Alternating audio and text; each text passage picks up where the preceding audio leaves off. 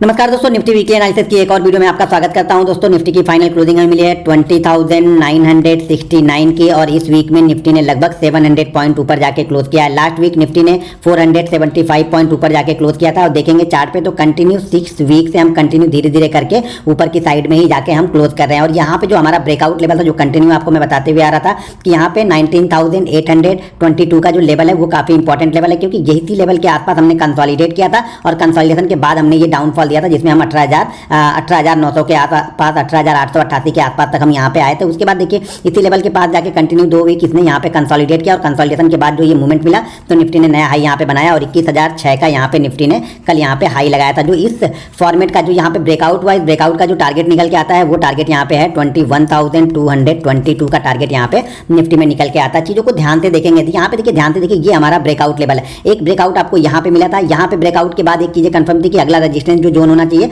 वो ये होना चाहिए और मार्केट ने इसी लेवल के आसपास क्लोज किया। और उसके बाद जो इलेक्शन के रिजल्ट है उसके बाद मार्केट ने ये गैप अप ओपन दिया और गैप अप के बाद हम 21,000 के आसपास धीरे धीरे करके यहाँ पे पहुंच चुके हैं। तो चीजों को नजर बना के जरूर रखिएगा। अब यहाँ पे ध्यान देने वाली बात यह है कि निफ्टी के लिए बहुत स्ट्रॉन्ग जो सपोर्ट है वो ये लेवल जो है, जो ब्रेकआउट लेवल है वही स्ट्रॉन्ग सपोर्ट है। कंटिन्यू जब चार्ट में इस चीजों को ध्यान से देखेंगे ना तो आपको चीजें समझ में आएंगी। पहले देखिए हमने यहाँ पे टाइम बिताया, काफी टाइम हमने बिताने के बाद ये राउंडिंग पैटर्न का हमने यहाँ पे ब्रेकआउट दिया और ब्रेकआउट के बाद हम कंटिन्यू हाई पे चले। जब हम नीचे की साइड में आए तो इसी ब्रेकआउट लेवल का हमने यहाँ पे जाके सपोर्ट दिया, जहाँ पे हमने ब्रेकआउट किया था यही लेवल यहाँ पे सपोर्ट का काम किया और उसके बाद हम धीरे धीरे करके फिर से वापस ऊपर गया। ये ब्रेकआउट हमने दिया, पहला ब्रेकआउट हमने यहाँ पे दिया, उसके बाद हमने ये लाइफ टाइम हाई का ब्रेकआउट दिया और उसके ऊपर जाके हमने यहाँ पे क्लोज किया। तो जब भी अब मार्केट नीचे आएगा, ध्यान रखिएगा, जब भी मार्केट नीचे आएगा ये जो लेवल होगा वो स्ट्रॉन्ग सपोर्ट का काम करेगा। ये जो जोन है 20,222 से लेकर करके 20,400 का ये जो लेवल है ये स्ट्रॉन्ग सपोर्ट लेवल होगा।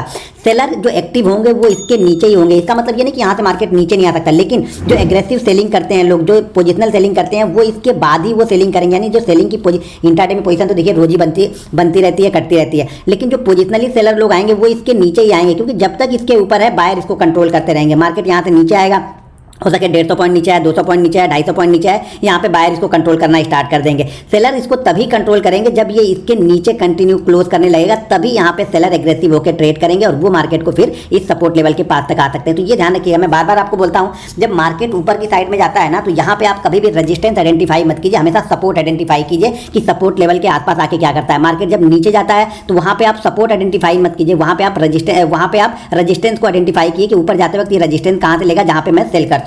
मार्केट जब बुल रन में होता है, मार्केट जब ऊपर की साइड में जाता है तो आप वहां पे रेजिस्टेंस को आइडेंटिफाई मत कीजिए। आप ये सोचिए कि मार्केट अगर यहाँ कहाँ पे आएगा तो कहाँ पे वापस बायर इसको लेने के लिए इच्छुक है। देखिए जिन लोगों ने ये रैली मिस की है ना, वो रैली जब मार्केट नीचे की साइड में आएगा तो वो लोग यहाँ पे एंट्री लेंगे और मार्केट को यहाँ पे वो लोग सपोर्ट बनाएंगे और सपोर्ट के बाद अगर मार्केट इस रेंज को ब्रेक करेगा तो मार्केट फिर से ऊपर की साइड में जाएगा। मैं तब की बात कर रहा हूँ जब अगर सेलर एग्रेसिव सेलर तभी एक्टिव होंगे जब मार्केट यहाँ पे 22,222 के नीचे कंटिन्यू क्लोज करना स्टार्ट करेगा। तब तक मार्केट क्या है, ये यहाँ पे बायर की कंट्रोल में बना हुआ है। तो यहाँ पे एग्रेसिव होकर सेल मत कीजिए। हाँ 100-150 पॉइंट 200 पॉइंट ये इंट्राडे में आ सकते हैं, लेकिन एग्रेसिव सेलिंग या पोजिशनल सेलिंग तभी होगी जब मार्केट इसके नीचे आएगा या फिर मार्केट यहाँ पे 21,022 के आसपास जाके कोई रेजिस्टेंस लेगा, तभी यहाँ पे एग्रेसिव सेलिंग आएगी। उसके पहले यहाँ पे सेलिंग नहीं आएगी। जो भी सेलिंग आएगी फिर बायर उसको कंट्रोल करेंगे। ये 400-500 पॉइंट की जो सेलिंग है ना, इसको बायर कंट्रोल करने की कोशिश हर बार करेगा। ये चीज़ें हमेशा ध्यान में रखिएगा। अब चलिए यहाँ पे मूविंग एवरेज देख लेते हैं कि मूविंग एवरेज हमारा क्या बोले थे। कंटिन्यू मैं आप लोग को बताते रहता हूँ कि मूविंग एवरेज शॉर्ट टर्म के लिए जो मैं फॉलो करता हूँ वो यहाँ पे 21 और 22 का, और उससे काफ़ी दूर मार्केट निकल चुका है।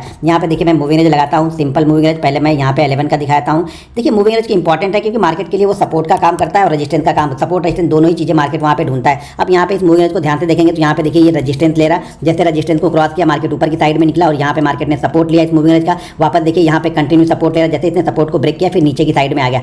नीचे की साइड में आने के बाद जब ये ब्रेकआउट किया, इसके ऊपर निकला तो कंटिन्यू मार्केट ऊपर की साइड में चलता रहा। इसलिए मैं बार बार बोलता हूँ अगर आप वीकली चार्ट देखते हो तो आपको चीजें ज्यादा क्लियर होती हैं। वीकली चार्ट में जब तक यहाँ पे कोई रेड कैंडल, देखिए जब तक पिछली कैंडल के लो के नीचे क्लोज नहीं करेगा ना, तब तक यहाँ पे सेलर आपको एक्टिव होते हुए नहीं दिखेंगे और ये जोन तो काफी स्ट्रॉन्ग सपोर्ट जोन भी बन के निकलेगा। तो ये चीजें हमेशा ध्यान में रखिए। यहाँ पे देखिए वीकली चार्ट में देखिए कंटिन्यू मार्केट नीचे की साइड में जा रहा है। जब ग्रीन कैंडल बनी बायर इसको कंट्रोल करे, भले 2 ही कैंडल बनी लेकिन यहाँ पे आपको 500 से 700 पॉइंट का मूव मिल गया। तो कंटिन्यू ध्यान रखिएगा, जब तक पिछली कैंडल ग्रीन कैंडल के लो के नीचे क्लोज नहीं करेगा तब तक यहाँ पे सेलर आपको दिखाई नहीं देंगे और इंट्राडे में बायर इसको कंट्रोल करते हुए दिखेंगे। अब यहाँ पे जो 22 का हमारा मूविंग एवरेज है वो भी मूविंग एवरेज लगभग इसी लेवल के आसपास का ही होगा, थोड़ा सा डिफरेंस यहाँ पे रहेगा। तो यहाँ पे देखिए ये थोड़ा सा और नीचे यहाँ पे बना हुआ है, लेकिन ये रेजिस्टेंस था, जैसे इस रेजिस्टेंस को क्रॉस किया मार्केट ऊपर की साइड में गया और इस पैटर्न का जो ये मूविंग जो यहाँ पे जैसे ये यहाँ पे आपको देखेंगे तो ये राउंडिंग पैटर्न यहाँ पे बना हुआ है।